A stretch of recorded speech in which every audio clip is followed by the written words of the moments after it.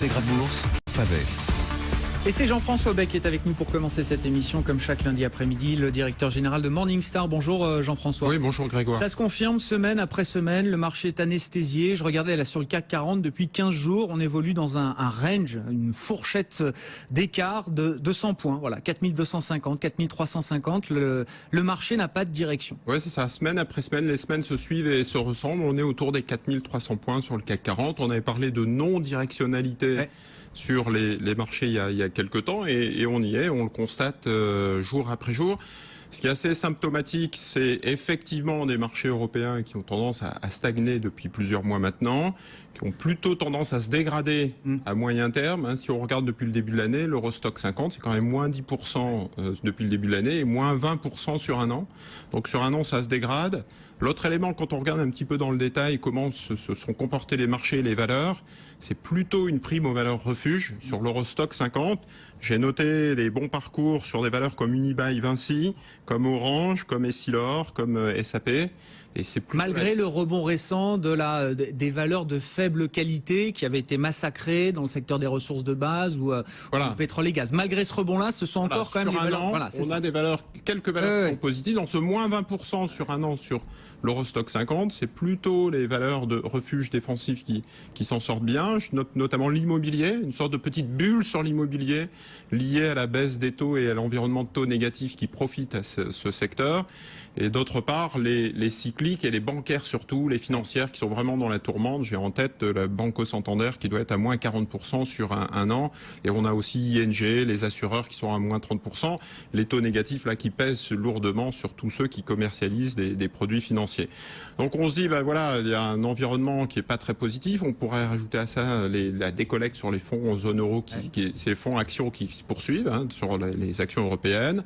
Pareil, ça fait 10-15 semaines que ça décollecte. Exactement, régulièrement, les investisseurs sortent des actions européennes, plutôt pour investir dans des fonds obligataires, ce qui est assez symptomatique.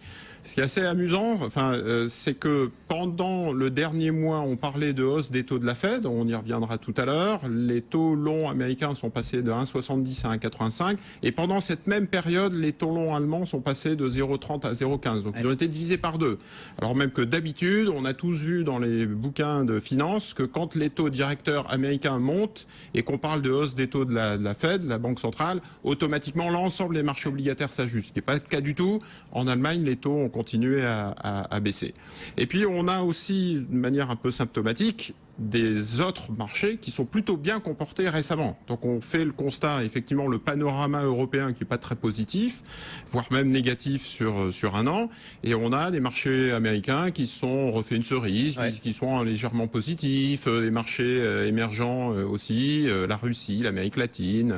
Donc on se dit, tiens, c'est vraiment en décalage, en contraste à un marché européen qui est vraiment... Alors que, et encore une fois, contre le consensus, parce que en début d'année, et même depuis plusieurs mois, beaucoup de gens... Alors, évidemment, on a forcément un biais européen ici quand on parle depuis Paris, mais beaucoup de maisons privilégient encore les actions européennes et notamment les actions de la zone euro, en estimant que c'est là qu'il y a le plus de valeur et que c'est là qu'il y a un vrai potentiel de rattrapage par rapport notamment au marché américain. Oui, ce qui est assez difficile, il y a un vrai contre-pied de l'ensemble de l'industrie. Je pense que plus les taux sont négatifs et la BCE a activer en fait des politiques très accommodantes.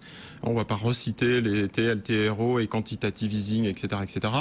Plus les marchés ont douté. Plus les marchés ont douté de cette politique de taux négatifs, et on voit d'ailleurs en tête les banques et les financières qui sont vraiment dans la tourmente, un petit peu à l'image de ce qui s'est passé aussi au Japon, qui a appliqué aussi une politique de taux négatifs assez tôt, alors même qu'au contraire, en contraste, la Fed enclenche un cycle de hausse des taux et va encore confirmer normalement dans les prochains mois une hausse des taux. Et là, les marchés saluent, applaudissent en se disant, ça y est, on a un retour des fondamentaux. Alors, surtout les marchés n'y croient pas d'une certaine manière, Jean-François. Non, c'est pas ça. La clé. Alors les marchés ne croient pas que la Fed pourra monter ses taux. Alors il y a ça. Je pense qu'il y a aussi des fondamentaux. Si vous regardez les derniers chiffres de la semaine dernière, que ce soit production industrielle, capacité, les marchés immobiliers, les mises en chantier, la consommation, etc., on a des indicateurs américains qui étaient plutôt positifs, et donc les marchés en ont tenu compte. On a aussi, je dirais, les grands risques mondiaux qui ont été un petit peu désensibilisés, on va dire ça comme ça.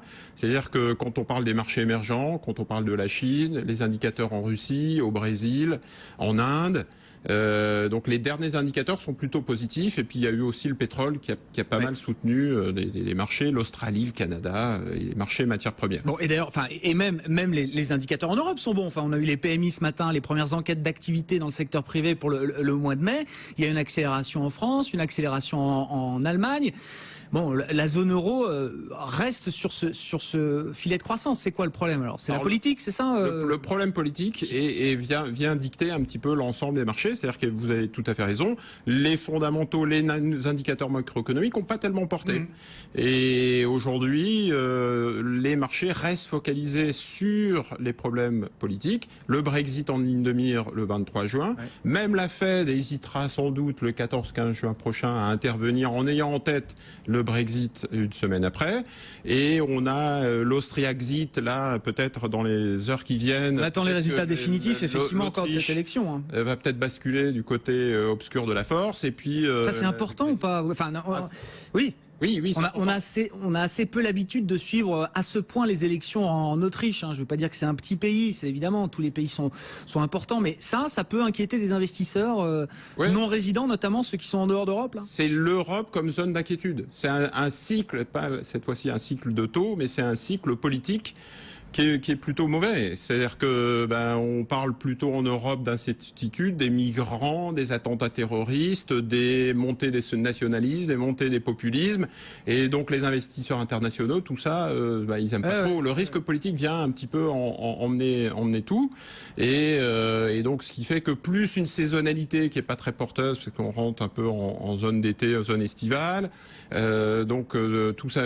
Faut reconnaître que la croissance des bénéfices, les résultats des entreprises pas été très très positif en Europe, et donc voilà, donc c'est pas un crack et un marché qui replonge, et c'est pas non plus un marché qui profite des mouvements des autres marchés américains ou marchés. Est-ce que ça veut dire qu'il faut franchir le pas, et pour ceux qui ne l'ont pas encore fait, peut-être aller chercher des investissements en dehors d'Europe, en dehors des actions européennes aujourd'hui? Est-ce que c'est encore le moment de le faire là? Alors on reste nous sur notre cœur de portefeuille, plutôt valeurs défensives, plutôt marchés internationaux.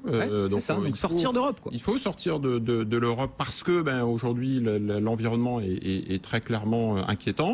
Et puis on a parlé de l'or, et puis on a parlé, donc une diversification des allocations qui est très forte. On a aussi un élément de taux négatif qui, je le répète, vient embarquer. On est dans un environnement complètement inconnu, avec une chaîne de valeur sur nos marchés financiers qui est complètement perturbée. C'est-à-dire qu'habituellement, aujourd'hui, un emprunteur danois, belge et peut-être demain français est payé pour emprunter. Rémunéré pour emprunter. Et un investisseur perd de l'argent, donc paye pour essayer d'investir. Donc ça vient complètement perturber aussi les marchés, avec les marchés européens qui sont en ligne de mire. Pourquoi? Parce que la BCE répète à l'envi qu'elle va baisser des taux encore et très longtemps. Donc on a un peu malheureusement cette visibilité devant nous. On a le sentiment que si le 23 juin, les Britanniques votent en faveur du maintien de leur pays, de leur union dans l'Union européenne, ça va être le gros soulagement pour tout le monde. C'est vrai, c'est aussi binaire que ça, ou est-ce qu'on va se retrouver avec d'autres questions encore sur l'Europe? Vous parliez de la croissance des bénéfices des entreprises. Enfin, est-ce que au lendemain du référendum, si c'est le maintien qui l'emporte, c'est feu d'artifice sur les marchés, ou c'est pas aussi sûr que ça? L'Autriche, le Brexit, l'Angleterre viendra en fait influencer sur cet été. Ça peut être un été noir si effectivement on a des décisions politiques qui sont plutôt mauvaises, et ça peut être un été relativement calme si je dirais les élections sont plutôt bien passées, ou le référendum s'est plutôt bien passé. Donc c'est pas tellement de se dire donc c'est validé, l'Angleterre ne sort pas et donc on aura une euphorie et des marchés haussiers, mais c'est plutôt à l'inverse. On risque d'avoir vraiment un été chaud si les élections se passent mal. Prévoyez pas vos vacances d'été avant le 23 juin. Alors. Voilà, attendez au moins le 23, voire le 26, le les élections espagnoles. Merci beaucoup Jean-François. Jean-François Auvet, directeur général de Morningstar, avec nous pour commencer Intégral Bourse cet après-midi avec des marchés toujours très hésitants. On vient de le décrire.